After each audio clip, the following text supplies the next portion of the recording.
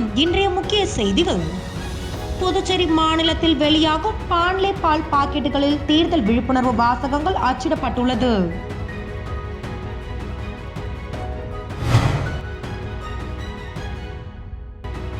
மக்களவை தேர்தல் நன்னடத்தை விதிமுறைகள் செயல்படுத்தப்பட்டுள்ளதால் புதுவை மாநில அரசு இணையதளத்தில் முதல்வர் ரங்கசாமி மற்றும் அமைச்சர்களின் படங்கள் நீக்கப்பட்டுள்ளன.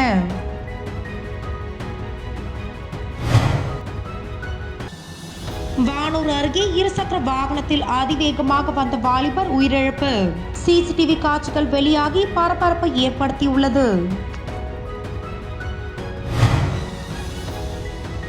புதுச்சேரியில் பாலியல் படுகொலை செய்யப்பட்ட சிறுமியின் வீட்டிற்கு நேரில் சென்று பெங்களூரை சேர்ந்த இளைஞர் காங்கிரஸ் நிர்வாகியும் சமூக சேவகியுமான சரிதா சிவகுமார் சிறுமியின் பெற்றோருக்கு ஆறுதல். புதுச்சேரி பாராளுமன்ற தேர்தல் தேதி அறிவிக்கப்பட்டு அதற்கான ஏற்பாடுகளை மாநில தேர்தல் மையம் செய்து வருகிறது.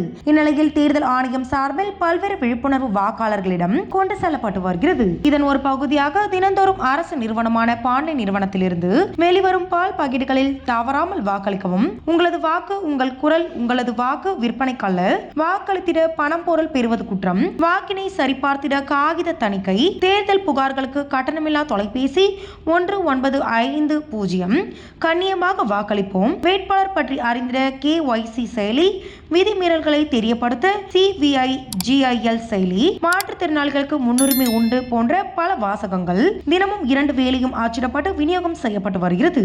இதன் மூலம் தினந்தோறும் 1,70,000 வீடுகளுக்கு இந்த வாக்காளர் விழிப்புணர்வு வாசகங்கள் செய்தி சென்றடையும் என தெரிவிக்கப்பட்டுள்ளது.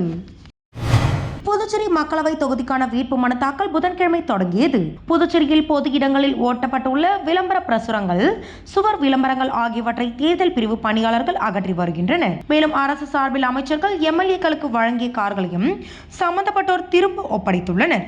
அரசியல் கட்சி பிரமுகர்களின் கார்களில் பொருத்தப்படும் கட்சி கொடிகளையும் அதிகாரிகள் அகற்றினர். புதுவை அரசு துறைகளுக்கான இணையதளங்களில் இடம்பெற்றிருந்த முதல்வர் அமைச்சர்களின் படங்களையும் அதிகாரிகள் நீக்கியுள்ளனர். புதுவை பகுதியில் சமூக வலைதளங்களில் சாதி மத ரீதியான பதிவுகளும் கண்காணிக்கப்பட்டு வருகின்றன. தேர்தல் நடத்தை விதிகள் விலக்கப்பட்ட பிறகு மீண்டும் முதல்வர் அமைச்சர்கள் படம் அரசு துறை இணையதளங்களில் இடம்பெறும் என தேர்தல் பிரிவு அதிகாரிகள் கூறினர். விழுப்புரம் மாவட்டம் விக்கிரவாண்டி VV நகர் பகுதியை சேர்ந்தவர் நடராஜன். இவர் இன்று மாலை தனது FZ இருசக்கர வாகனத்தில் சொந்த வேலையின் காரணமாக விக்கிரவாண்டியில் இருந்து வானூர் அருகே உள்ள சேமங்கலம் ஊராட்சிக்குட்பட்ட ரங்கநாதபுரம் சாலை வழியாக கூத்தப்பாக்கம் நோக்கி அதிவேகமாக சென்றுள்ளார். அப்பொழுது எதிர்பாராத விதமாக கட்டுப்பட்டு இழந்த நடராஜன் ரங்கநாதபுரம் பகுதியில் உள்ள பேப்பர் மில் காம்பவுண்ட் சுவற்றில் மோதியுள்ளார். இதில் தூக்கி வீசப்பட்ட ரங்கநாதன் சம்பவ இடத்திலேயே உயிரிழந்தார். விபத்து குறித்த CCTV காட்சிகள் வெளியாகி தற்போது பரபரப்பை ஏற்படுத்தியுள்ளது. மேலும் இது குறித்து வானூர் காவல் நிலைய போலீசார் வழக்கு பதிவு செய்து விசாரணை மேற்கொண்டு வருகின்றனர். மேலும் வாலிபர் உயிரிழந்த சம்பவம் அப்பகுதியில் சோகத்தை ஏற்படுத்தியுள்ளது.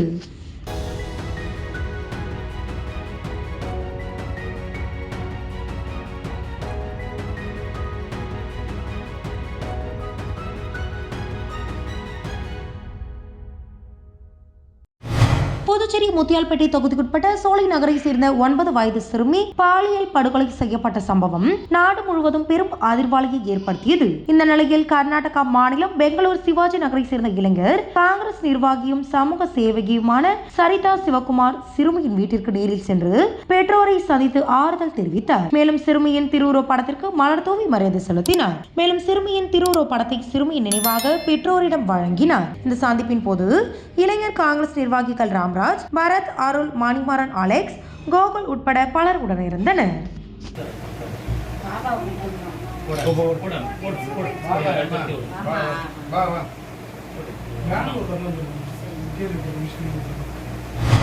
புதுச்சேரி நாடாளுமன்ற தொகுதி அதிமுக வேட்பாளராக தமிழ்வேந்தனை கழக பொதுச் செயலாளர் எடப்பாடியார் இன்று அறிவித்தார். இதனைத் தொடர்ந்து உப்பளத்தில் உள்ள அதிமுக தலைமை அலுவலகத்தில் மாநில செயலாளர் அன்பழகன் தலைமையில் 100க்கும் மேற்பட்ட அதிமுகவினர் எம்ஜிஆர் சிலைக்கு மாலை அணிவித்தும் பட்டாசுகள் வெடித்தும் இனிப்புகள் வழங்கியும் கொண்டாடினர்.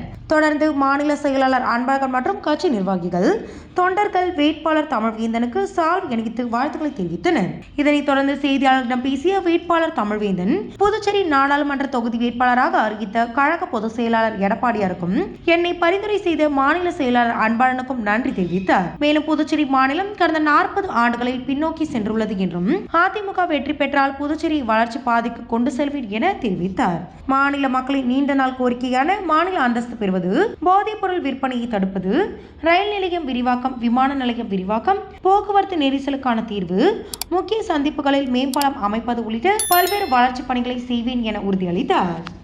புதுச்சேரி பாராளுமன்ற தொகுதியில் போட்டியிட வாய்ப்பளித்த கழகத்தினுடைய பொதுச் செயலாளர் மரியாதைக்குரிய அண்ணன் எடப்பாடியார் அவர்களுக்கு அதிமுக தலைமை கழகத்தின் சார்பில் முதலில் நெஞ்சார்ந்த நன்றிகளையும் வாழ்த்துக்களையும் பாராட்டுகளையும் தெரிவித்துக் கொள்கிறோம். மாண்புமிகு புரட்சி தமிழர் அண்ணன் எடப்பாடியார் அவர்களுக்கும் என்னை பரிந்துரை செய்து கழகத்தின் வெற்றிக்காக இன்று வரை அயலாது பாடுபட்டு கடந்த 30 ஆண்டுகளாக பாடுபட்டு கொண்டிருக்கும் அண்ணன் அன்பழகன் அவர்களுக்கும் எனது மனமார்ந்த நன்றியை தெரிவித்து, புதுச்சேரி மக்களுக்காகவும் கழக தொண்டர்களுக்காகவும் நாங்கள் உண்மையாகவும் நேர்மையாகவும் உழைத்து புதுச்சேரி பாராளுமன்ற தொகுதியில் வெற்றி பெறுவோம் என்பதை உங்களுக்கு நன்றி கூறி தெரிவித்துக் கொள்கிறேன். நன்றி.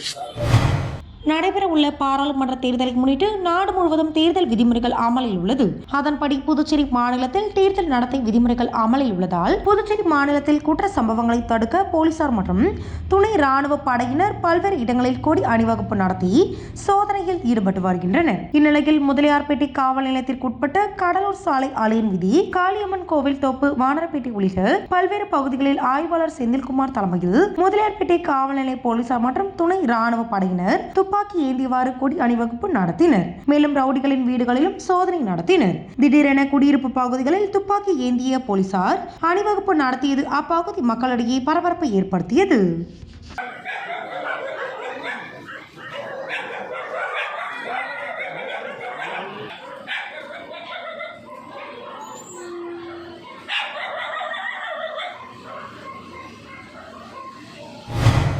மாவட்ட தேர்தல் அதிகாரியும் மாவட்ட ஆட்சியருமான குலோத்துங்கன் வெளியிட்டுள்ள செய்திக்குறிப்பில், புதுச்சேரியில் அரசியல் கட்சிகள் வேட்பாளர்கள் தேர்தல் சம்பந்தமான பொதுக்கூட்டங்கள் நடத்தவும், வாகன பிரச்சாரம் போன்ற அனைத்து அரசு நிகழ்வுகளுக்கும் மாவட்ட தேர்தல் அதிகாரியின் முன் அனுமதி பெற வேண்டும். இந்த முன் அனுமதியை பெற இணையதளத்தில் விண்ணப்பிக்க வேண்டும் என்றும், நேரடி அனுமதி பெற ஒற்றை சாளர அனுமதி அலுவலகம், தாரம் பழைய கலெக்டர் அலுவலகம், திட்டம் மற்றும் ஆராய்ச்சி தரைத்தளத்தில் இயங்குகின்றது. இதற்கு வேட்பாளர்கள், அரசியல் கட்சியினர், பொதுமக்கள் முழு ஒத்துழைப்பு தர வேண்டும் என குறிப்பிடப்பட்டுள்ளது.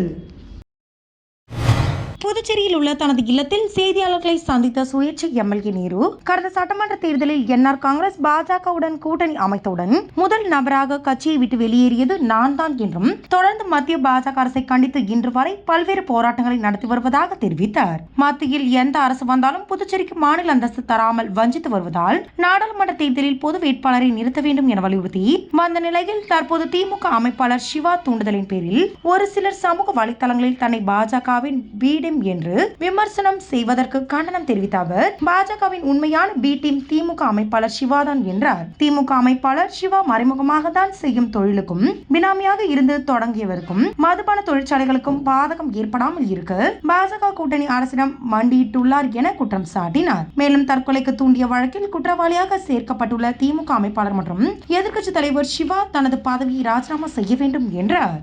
இவங்க 2 பேரும் பேசிக்கிறாங்க. எப்படி பேசிக்கிறாங்க? நான் உனக்கு இங்கே விட்டு கொடுக்குறேன், எனக்கு வில்லியனூரில் உனக்கு விட்டு கொடுக்குறேன் அப்படின்னு பிஜேபி பேசுகிறாங்க. அங்கே திமுக நிற்குது, எனக்கு பிஜேபிக்கு அங்கே விட்டு கொடுங்க. இவங்க 2 பேரும் கள்ள உறவு வச்சுக்கின்னு இந்த சீட்டை அவங்களுக்குள்ள பரஸ்பரம் பேரம் பேசிக்கின்னு மாற்றிக்கிறாங்க. அதில் ஒரு கட்டமாக காங்கிரஸ் இந்த தொகுதியை கேட்குதுன்னு உடனே இதில் என்கிட்ட ஒரு பேரம், நான் வேணா விட்டு கொடுக்குறேன், திமுகவில் சேர சொல்லுங்கள். அது திமுகவில் சும்மா சேரக்கூடாது, அதுக்கு ஒரு அமௌண்ட்டு கொடுத்துட்டு அந்த அமௌண்ட்டு நீங்கள் கொடுத்தீங்கன்னா உங்களுக்கு அந்த சீட்டை நீங்கள் அண்ணன் போஸ்ட்டாக ஜெயிக்கலாம் அப்படின்னு என்கிட்ட தூது வருது. அது தூது போடணுங்களாம் யாருன்றது நீங்கள் உங்களை தகவலில் விசாரிச்சா தெரியும். அதை நான் அவங்க பேரை சொல்ல விரும்பல. அவங்களும் ஒரு முக்கியமான சட்டமன்ற உறுப்பினர், அதனால் அவங்களாம் நான் வெளிக்காட்டேன். ஏன்னா இவருக்கோசம் அவங்களாம் அவ்வளோ வேலை 2024ஆம் ஆண்டு மக்களவைக்கான பொது தேர்தலுக்கான அட்டவணையை இந்திய தேர்தல் ஆணையம் அறிவித்துள்ளது. தேர்தல் அறிவிக்கப்பட்ட தேதியிலிருந்து மாதிரி நடத்தை விதிகள் உடனடியாக அமலுக்கு வந்துள்ளன. சுதந்திரமான மற்றும் வெளிப்படையான தேர்தலை உறுதி செய்யவும், தேர்தல் நடத்தை விதிமீறல்களை கண்காணிக்கவும் புதுச்சேரி மாவட்ட தேர்தல் அதிகாரிகள் கீழ்காணும் பல்வேறு குழுக்கள் அமைக்கப்பட்டு அவர்கள் 24 மணி நேரமும் பணியில் ஈடுபட்டு வருகின்றனர். மக்கள் அச்சமின்றி வாக்களிப்பதற்கான சூழலை ஏற்படுத்தி தரும் நோக்கத்தில் பதற்றமான வாக்குச்சாவடிகளை முன்கூட்டியே கண்டறிந்து உரிய பாதுகாப்பு நடவடிக்கைகளை எடுப்பதற்கான காவல்துறை அதிகாரிகளுடனான ஆலோசனை கூட்டம் தேர்தல் நடத்தும் அதிகாரியும் புதுச்சேரி மாவட்ட தேர்தல் அதிகாரியுமான குலோத்துங்கன் தலைமையில் இன்று மாவட்ட தேர்தல் அதிகாரி அலுவலகத்தில் நடைபெற்றது. மாவட்ட துணை ஆட்சியர் சோமசேகர் அப்பாராவ் கோத்தாரு, மாவட்ட உதவி ஆட்சியர் யஷ்வந்த் மீனா, முதுநிலை காவல் கண்காணிப்பாளர் நாரா சைதன்யா, காவல் கண்காணிப்பாளர் லட்சுமி சுஜன்யா, மாவட்ட துணை தேர்தல் அதிகாரி வினயராஜ், காவல்துறை மற்றும் வருவாய்த்துறை அதிகாரிகள் இக்கூட்டத்தில் கலந்து கொண்டனர். புதுச்சேரிக்கு தேர்தல் செலவின பார்வையாளர்களாக தணிக்கை அதிகாரி முகமது மன்சூர் ஹசன் மற்றும் வருவாய் அதிகாரி லட்சுமிகாந்தன் ஆகியோர் நியமிக்கப்பட்டுள்ளனர். இந்த இருவரும் நேற்று காலை மாவட்ட தேர்தல் அதிகாரி குலோத்துங்கனை சந்தித்தனர். அப்போது இருவரிடமும் ஓட்டு பதிவிற்காக செய்யப்பட்டுள்ள முன்னேற்பாடுகள் குறித்து மாவட்ட தேர்தல் அதிகாரி விளக்கினார். இதனையடுத்து தேர்தல் செலவின பார்வையாளர்கள் 1950 கட்டணமில்லா தொலைபேசி கட்டுப்பாட்டு அறை, ஊடக சான்றிதழ் மற்றும் கண்காணிப்பு குழு அறை, சுவிதா ஆன்லைன் போர்ட்ஸ், தபால் ஓட்டு பிரிவு அறை, கோரிமேடு எல்லையில் உள்ள சோதனை சாவடி ஆகிய இடங்களை ஆய்வு செய்தனர். தொடர்ந்து 3 நாட்களுக்கு முகாமிட்டு ஆய்வு செய்ய உள்ளனர். புதுச்சேரி உழவர்கரை தொகுதிக்குட்பட்ட பிச்சைவீரன்பேட் கிராமத்தில் சுமார் 700க்கும் மேற்பட்ட குடும்பங்கள் வசிக்கின்றனர். அந்த கிராமத்திற்கு ஒதுக்கப்பட்ட மயானம் சுமார் 100 வருடங்களுக்கு முன் வசித்த மக்களின் எண்ணிக்கையின் அடிப்படையில் ஒதுக்கப்பட்டது. தற்போது பிச்சைவீரன்பேட் கிராம மக்களின் எண்ணிக்கை அதிகரித்து உள்ளதால் மக்களின் இறுதி காலங்களில் இறப்பு ஏற்படும் போது உடல் அடக்கம் செய்வதற்கு மிகவும் சிரமமாக வருகின்றனர். இது சம்பந்தமாக சம்பந்தப்பட்ட துறைக்கு பலமுறை புகார் கொடுத்தும் எவ்வித பயனும் இல்லை. இந்நிலையில் அந்த கிராம மக்களின் மயானமானது அசுத்தமாக இருப்பதை கண்ட டாக்டர் அம்பேத்கர் சமூக நீதி இளைஞர் கூட்டமைப்பானது பிச்சைவீரன்பேட் மயானத்தை சுத்தம் செய்தனர்.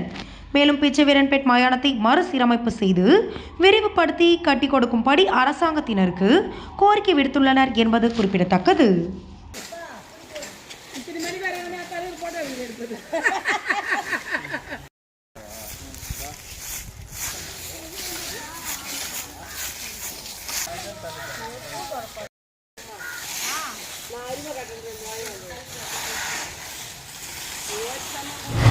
புதுச்சேரியில் பொது இடங்களில் வன்முறை, அமைதியை குலைக்கும் வகையில் குற்ற செயல்களில் ஈடுபடுபவர்களை கண்டறிந்து நடவடிக்கை எடுப்பதற்கு காவல்துறை உயர் அதிகாரிகள் உத்தரவிட்டனர். அனைத்து காவல் நிலையங்களிலும் பழைய குற்றவாளிகளது பட்டியல் தயாரிக்கப்பட்டது. அத்துடன் ஏற்கனவே கொலை வழக்கு உள்ளிட்ட குறிப்பிடத்தக்க குற்ற வழக்கு தொடர்புடையவர்களிடம் முன்னெச்சரிக்கையாக 107வது பிரிவின் கீழ் வழக்கு பதிவு செய்யப்படும் நடவடிக்கை மேற்கொள்ளப்பட்டுள்ளது. அதன் அடிப்படையில் புதுச்சேரி பிராந்தியத்தில் மட்டும் கடந்த சில நாட்களில் மொத்தம் 90 பேர் மீது போலீசார் வழக்கு பதிவு செய்துள்ளனர். மேலும் அவர்கள் அந்தந்த பகுதி வட்டாட்சியர் அலுவலகம் சென்று குற்ற செயல்களில் ஈடுபட மாட்டோம் என உறுதிமொழி பத்திரத்தில் கையொப்பமிடவும் நடவடிக்கை எடுக்கப்பட்டது என காவல்துறை அதிகாரிகள் தெரிவித்துள்ளனர்.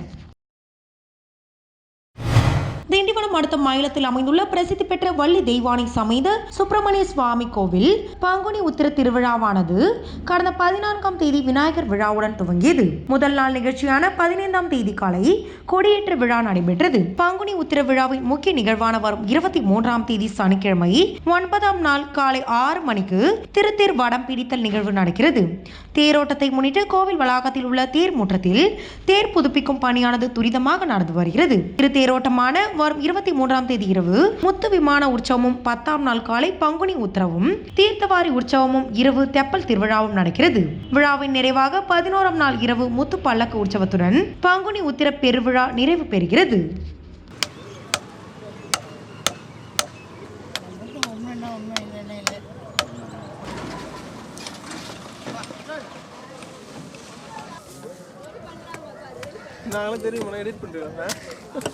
புதுச்சேரி முத்தியால்பேட்டை பகுதியில் அமைந்துள்ளது ஸ்ரீ முத்துமாரியம்மன் முத்தைய சுவாமி திருக்கோவில். இந்த திருக்கோவிலில் பங்குனி உத்திர பெருவிழா 14ஆம் தேதி கொடியேற்றத்துடன் தொடங்கியது. பங்குனி உத்திர திருவிழாவையொட்டி தினந்தோறும் இரவு பல்வேறு வாகன சேவை நடைபெற்று வருகிறது.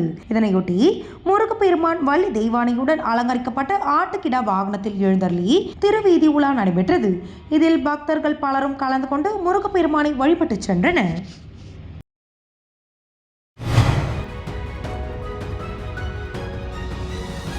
புதுச்சேரி மாநிலத்தில் வெளியாகும் பாண்லே பால் பாக்கெட்டுகளில் தேர்தல் விழிப்புணர்வு வாசகங்கள் அச்சிடப்பட்டுள்ளது.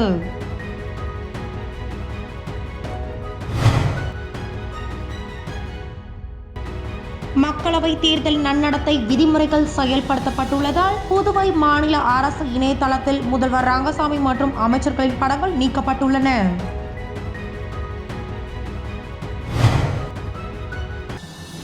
வானூர் அருகே இருசக்கர வாகனத்தில் அதிவேகமாக வந்த வாலிபர் உயிரிழப்பு.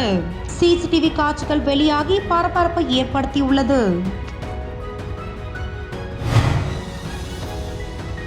புதுச்சேரியில் பாலியல் படுகொலை செய்யப்பட்ட சிறுமியின் வீட்டிற்கு நேரில் சென்று பெங்களூரை சேர்ந்த இளைஞர் காங்கிரஸ் நிர்வாகியும் சமூக சேவகியுமான சரிதா சிவகுமார் சிறுமியின் பெற்றோருக்கு ஆறுதல். இன்றைய செய்திகள் இத்துடன் நிறைவடைகின்றன. செய்திகளை உடனுக்குடன் தெரிந்து கொள்ள கிரியேட்டிவ் மீடியா யூடியூப் சேனலை சப்ஸ்கிரைப் செய்து கொள்ளுங்கள். வணக்கம்.